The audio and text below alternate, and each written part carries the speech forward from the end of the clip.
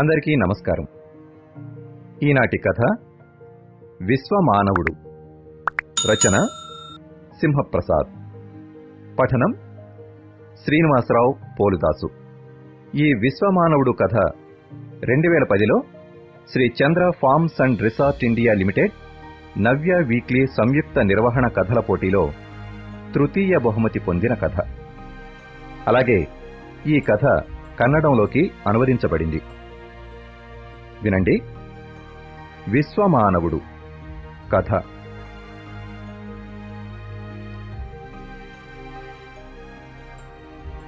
Chicago మహానగరంలో విమానం దిగి నేల మీద అడుగు పెడుతోంటే వడలు పులకరించింది.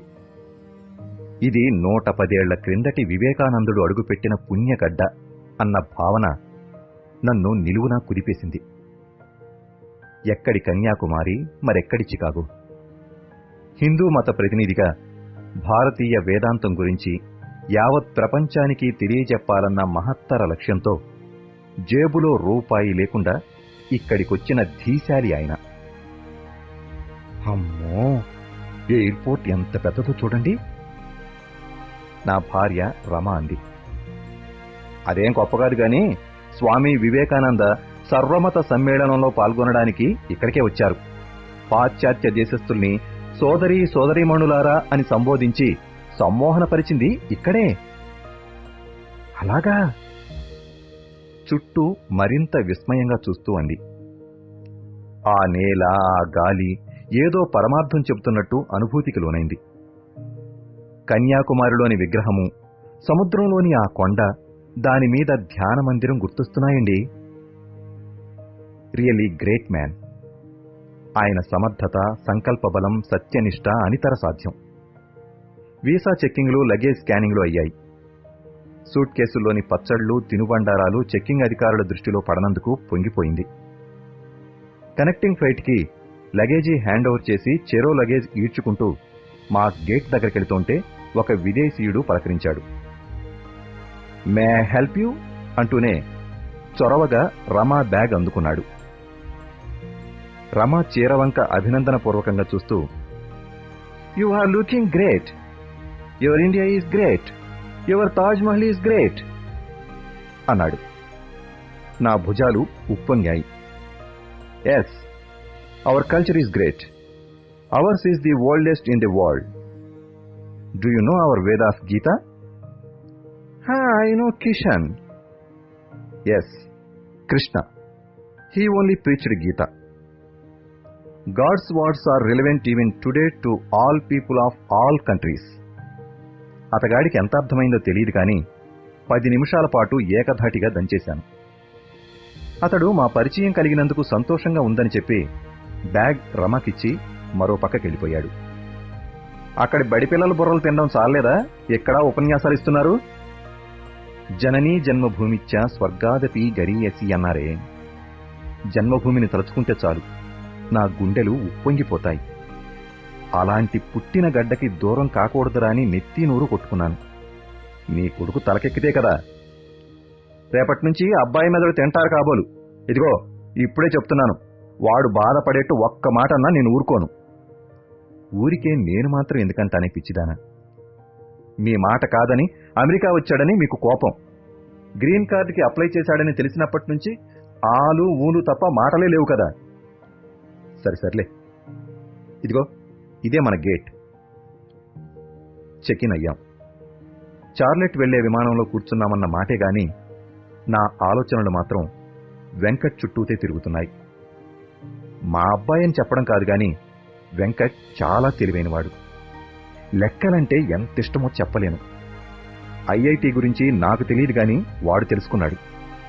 మద్రాస్ ఐఐటిలో సివిల్ ఇంజనీరింగ్ చదివాడు. ఎన్నో చక్కని ఉద్యోగాలు వెతుక్కుంటూ వచ్చాయి. వాటిని త్రోసిరాజని ఎంఎస్ చేస్తానంటూ అమెరికా వచ్చాడు. గ్రాడ్యుయేట్ అసిస్టెంట్షిప్ తెచ్చుకున్నాడు. నేను ఒక్క రూపాయి పంపలేదు. పై ఖర్చులకు ఏం తిప్పల పడ్డాడో తెలియదు గాని 1.5 ఏడాదిన్నరలోనే ఎంఎస్ పూర్తి చేశాడు. ఇప్పుడైనా మన దేశం వచ్చేరా అన్నాను. సారీ నాన్న, ఇక్కడ పరిశోధనలకి అవకాశాలు పుష్కలంగా ఉన్నాయి, అందుకని పిహెచ్డీలో చేరాను. వాడి తిక్క కుదర్చాలని సాంప్రదాయ కుటుంబంలోని గాయత్రినిచ్చి పెళ్లి చేశాను. రాత్రి పగలు పోరు పెట్టైనా వాణ్ణి ఇండియాకి లాక్కొచ్చేస్తుందని ఆశపడ్డాను.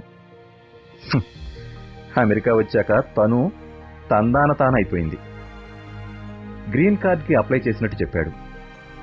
డాలర్ల వేట మోజులో పడ్డాడని అర్థమైంది. ఇక మన దేశానికి తిరిగి రాడని తెలిసిపోయింది. నానా దుర్భాషలాడాను.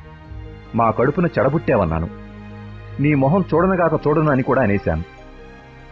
ఇది జరిగి 7 ఏళ్లు పైనే అయింది. డాక్టరేట్ రావడం, ప్రముఖ పరిశోధనా సంస్థలో శాస్త్రవేత్తగా చేరడం జరిగిపోయాయి. మనవరాలు పుట్టింది. రమ్మన్నారు. వెళ్లలేదు. వాళ్లూ రాలేదు.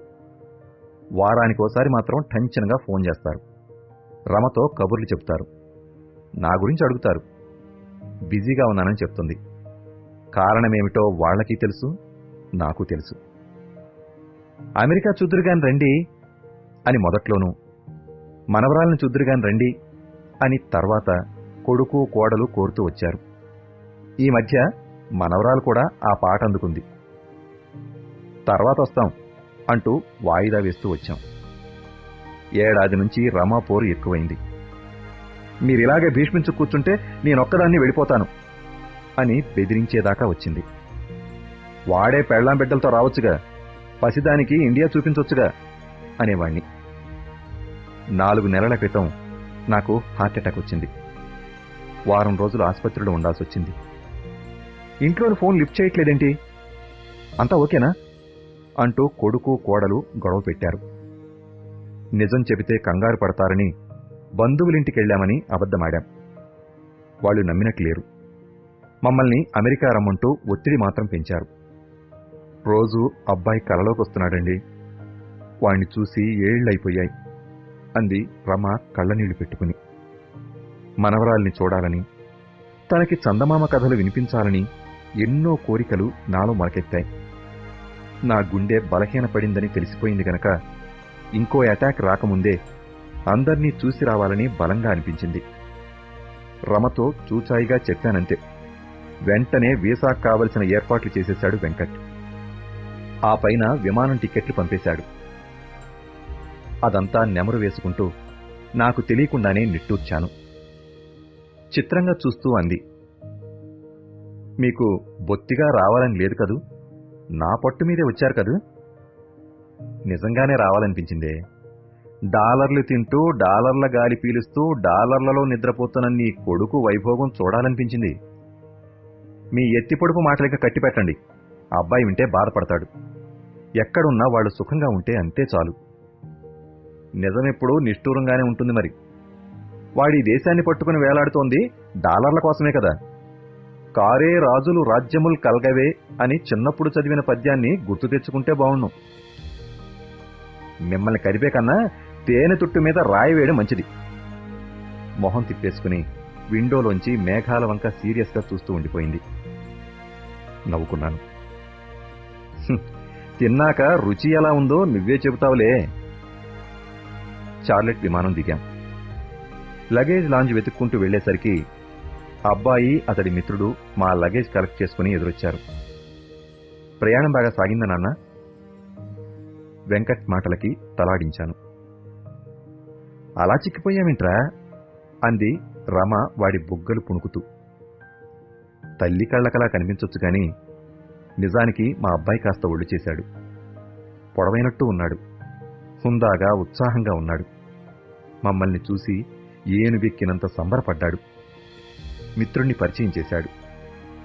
మీరొస్తున్నారని తెలిసినప్పటి నుంచి రోజు మీ గురించే చెప్తున్నాడు అంకుల్ అన్నాడతడు. ఓ, నువ్వు ఆంధ్రావాడివేనా? గుడ్. ఏ ఊరు బాబు? కరీంనగర్. ఇక్కడికొచ్చాక ప్రాంతాలు, రాష్ట్రాలు గుర్తుండవు అంకుల్. ఇండియన్ అయితే చాలు, ప్రాణం లేచొస్తుంది. 2 కార్లలో ఇంటికెళ్ళాం. సుమారు 5 ఎకరాల పచ్చని మైదానం మధ్యలో పొందిగ్గా ఉంది ఇల్లు. చుట్టూ పూలవనం. ఆ పైన పెద్ద పెద్ద చెట్లు. చూడముచ్చటగా ఉంది. కోడలు ఎదురొచ్చి పాదాభివందనం చేసింది. వేడివేడి కాఫీ త్రాగుతూ, మనవరాలేది గాయత్రి అని అడిగాను. స్కూల్కెళ్ళింది అంకుల్. ఇంకో 3 గంటల్లో వచ్చేస్తుంది. మీరు ఈలోగా స్నానాదులు ముగించి కాసేపు నడుము వాలుద్దురు గాని. ఫ్లైట్లో సరిగా నిద్రపోయారో లేదో. వెంకట్ ఫ్రెండ్ వెళ్లడానికి ఉద్యుక్తుడవుతూ అన్నాడు. వచ్చే వారం మా కంపెనీలో పార్టీ ఉంది అంకుల్. గవర్నర్ వస్తున్నారు. దానికి మీరిద్దరూ తప్పకుండా రావాలి. అప్పుడు మళ్ళీ కలుద్దాం. అతడు వెళ్ళాక, మీ హెల్త్ ఎలా ఉంది నాన్న? బాగా వీక్గా ఉన్నట్టున్నారు. షుగర్ ఉందేమో టెస్ట్ చేయించారా అని అడిగాడు వెంకట్. వయసు అయిపోతోంది కదా, ఏవోటి వస్తుంటాయి. మనం చేసిన పుణ్యకార్యాలు శాశ్వతం కానీ మనం అశాశ్వతం కదా. కావాలనే వ్యంగ్యంగా అన్నాను. చివ్వున తలెత్తాడు. కోడలేదో అనబోతే కళ్లతోనే వారించాడు. గాయత్రి, నీకిక్కడ ఎలా ఉందమ్మా? ఆడపిల్లకి వరి మొక్కకి 2 జన్మలంటారు. పుట్టినిల్లు మెట్టినిల్లును. నీకేమో 3 జన్మలైనట్టుంది కదూ? నవ్వేసింది. అందరికీ దూరంగా బిక్కుబిక్కుమని బతుకుతున్నామన్న దిగులే లేదు. వట్టి డబ్బు మనుషులు. చాటంత మొహం చేసుకుని వస్తూ అంది రమ. ఇదిగో ఈ ఫోటో చూడండి. వినాయకుడి విగ్రహం చవితికి కొనుంటారు. సరిగ్గా చూడండి. కొనడానికి ఇక్కడ అమ్ముతారా చోద్యం కాకపోతే? కోడలు పిండితో చేసిందండి. ఎంత చక్కగా ఉందో చూడండి. తీర్చిదిద్దిన తొండం, చెవులు, బొజ్జ, కళ్ళు అచ్చు వేసినంత గొప్పగా ఉంది. మనస్ఫూర్తిగా అభినందించాను. గాయత్రి పొంగిపోయింది. అబ్బాయి ఆఫీస్కెళ్లాడు. కోడలు కారు తీసుకెళ్లి నయనని స్కూల్ నుంచి తీసుకొచ్చింది. 6 ఏళ్ల నయన బుట్టబొమ్మలా ఉంది. ముద్దులొలుగుతూ ఉంది. నన్ను ప్రథమంగా చూస్తోన్నా ఎంతో పరిచయం ఉన్నట్టు తాతయ్యా అంటూ వచ్చి నా చేతుల్లో వాలిపోయింది. నీ పేరేంటి చిట్టి తల్లి? నయన. మీ నేమ్ ఆనందరావు. నానమ్మ నేమ్ రమా. అవ్వో, నా బంగారు తల్లికి అన్నీ తెలిసే. ఫోన్లో నీ మాటలు విని చిలక పలుకులు అనుకున్నాను గాని తెలుగు బాగానే మాట్లాడుతున్నావే. నా మనవరాలా మజాక? నా దగ్గరికి రా తల్లి. నా చేతుల్లోంచి రమా చేతుల్లోకి దూకింది. ఎన్ని ముద్దులు, ఎన్ని ముచ్చట్లు, ఎన్నెన్ని కబుర్లు. నయన గంటల్ని నిమిషాలుగా మార్చేస్తోంది. నిన్ను ఇండియాకి తీసుకెళ్లిపోదామనే వచ్చావు నాయనా.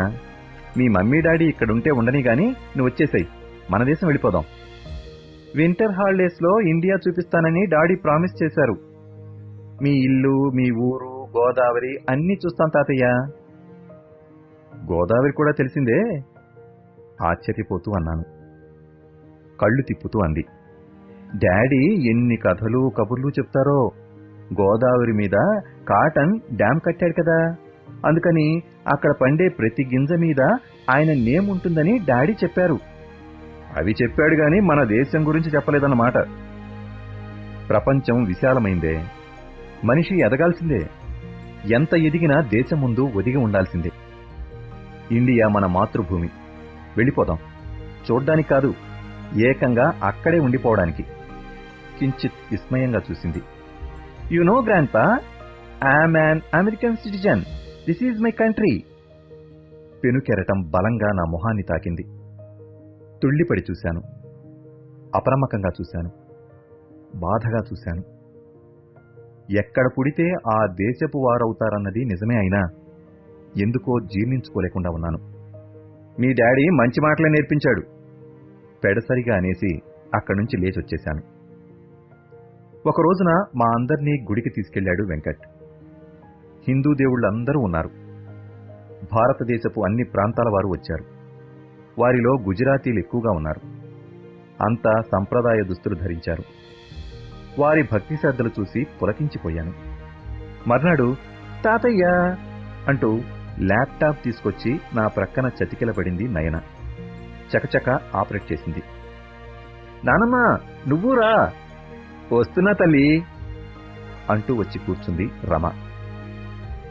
యూట్యూబ్లో ప్రత్యక్షమైంది నయన. కళ్ళు, తల, చేతులు తిప్పుతూ వేమన పద్యాలు, సుమతీ శతకం, ఓం జయ జగదీశ హరే, హనుమాన్ చాలీసా వరుసగా చక్కగా తప్పులు లేకుండా చెప్పింది చిన్నారి పొన్నారి నయన. ఎందరో విద్యార్థుల్ని తీర్చిదిద్దిన మాస్టర్ని అయినా విస్తుపోకుండా ఉండలేకపోయాను. అమెరికాలో పుట్టి పెరిగిన నయన తెలుగు, హిందీ భాషల్లో ఉన్న వాటి భావాన్ని తెలుసుకుని మరీ చెప్పడం, ఓహ్ అమోఘం, అద్భుతం. నయనని గుండెలకి హత్తుకున్నాను, ముద్దులు పెట్టాను. కళ్ల నుంచి ఆనంద బాష్పాలు జలజల రాలిపోతుంటే మనస్ఫూర్తిగా అభినందించాను, ఆశీర్వదించాను. హైదరాబాద్లో 8వ తరగతి చదువుతోన్న మా అమ్మాయి కొడుకు సుమంత్కి బొత్తిగా తెలుగు రాదు. వారి స్కూల్లో తెలుగులో మాట్లాడితే శిక్షిస్తారట. మా అమ్మాయి కూడా తన కొడుక్కి తెలుగు అస్సలు రాదని గొప్పగా చెబుతూ ఉంటుంది. అలాంటిది నువ్వు అమెరికన్ అయినా మా సంస్కృతి సంప్రదాయాలు బాగా వంట పట్టించుకున్నావునైనా తనలో ప్రవహిస్తున్నది భారతీయ రక్తమే. తన జీన్స్లో ఉన్నది అక్కడి సంస్కృతి మూలాలే కదా అంకుల్. కోడలి మాటలకి నాకు తెలియకుండానే తబ్బిబ్బుపడ్డాను. అవన్నీ ఎవరు గుర్తుంచుకుంటున్నారు? వేళ్లని మరిచిపోతున్న రోజులివి. గాయత్రితో అని నయనతో, నువ్వు మాత్రం బాగా గుర్తుపెట్టుకో చిట్టి తల్లి, సర్వే జనాః సుఖినో భవంతు, లోకా సమస్త సుఖినో భవంతు అంటుంది భారతీయ సంస్కృతి. మనం బాగుంటే చాలదు, అందరూ బాగుండాలి, ప్రపంచమంతా బాగుండాలి అన్నాను. తప్పట్లు కొట్టింది నయన. పరోపకార్థం ఇదం శరీరం. ఆ చిన్నారి సమయస్ఫూర్తికి అబ్బురపడకుండా ఉండలేకపోయాను. నువ్వు వండర్ గాళ్వి గాయత్రి. నీ పెంపకం అమోఘం. దేశం కాని దేశంలో ఉంటున్నా మన మూలాల్ని మర్చిపోలేదు, వేద విజ్ఞానాన్ని మర్చిపోలేదు. ఇందులో మీ అబ్బాయి కృషి చాలా ఉందంకుల్. ఆయనలానే ఇది ఏకసంతాగ్రాహి. ముఖం తిప్పేసుకున్నాను. 2 రోజుల తర్వాత వెంకట్ వాళ్ల కంపెనీ వారి పార్టీకి అందరం వెళ్ళాం. వెంకట్ ఫాదర్ నని తెలుసుకుని చాలామంది షేక్ హ్యాండ్ ఇచ్చి మరీ నన్ను అభినందించారు. భారతీయులు నమస్కరించారు. మావాడు తన కంపెనీలో మంచి పేరు తెచ్చుకున్నందుకు గర్వంగా ఫీల్ అయ్యాను.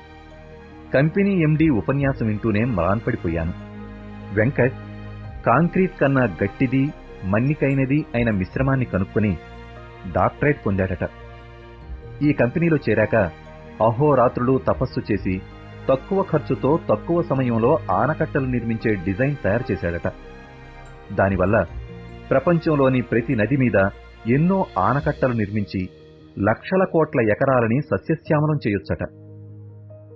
ఈ కృషికి గాను అంతర్జాతీయ అవార్డు లభించిందట. వెంకట్ని అభినందించడానికే ఈ పార్టీ అరేంజ్ చేశారట. ఆనందోద్విగ్నున్నై వెంకట్ వంక చూశాను. వాడు నా బిడ్డగా కాదు, ఒక ఋషిలా కనిపించాడు. వాణ్ణి అక్కున చేర్చుకోవాలనిపించింది. ఆగలేక అటుగా అడుగు వేశాను. సరిగ్గా అప్పుడు గవర్నర్ మెమెంటోని వెంకట్కి అందివ్వబోతుంటే, నా ఈ స్థితికి కర్త కర్మ క్రియ మా నాన్నగారే. వారి బోధనలే నన్నింతటి వాణ్ణి చేశాయి. వారితో కలిసి దీన్ని అందుకోవాలన్నది నా కోరిక అన్నాడు వెంకట్. మిస్టర్ ఆనందరావు బిగ్గరగా పిలిచారు. తప్పట్లు మారుమోగాయి. నా కళ్ళకెవ్వరూ కనిపించట్లేదు. ఆకాశమంత ఎత్తు ఎదిగిన నా పుత్రుడు తప్ప. మీరింతవరకు విన్న కథ విశ్వమానవుడు. రచన సింహప్రసాద్. పఠనం శ్రీనివాసరావు పోలుదాసు. ఈ విశ్వమానవుడు కథ 2010లో Sri Chandra farms and resort India limited Navya weekly సంయుక్త నిర్వహణ కథల పోటీలో తృతీయ బహుమతి పొందిన కథ. అలాగే ఈ కథ కన్నడంలోకి అనువదించబడింది. మరొక మంచి కథతో మళ్ళీ కలుద్దాం. అందాక అందరికీ నమస్కారం.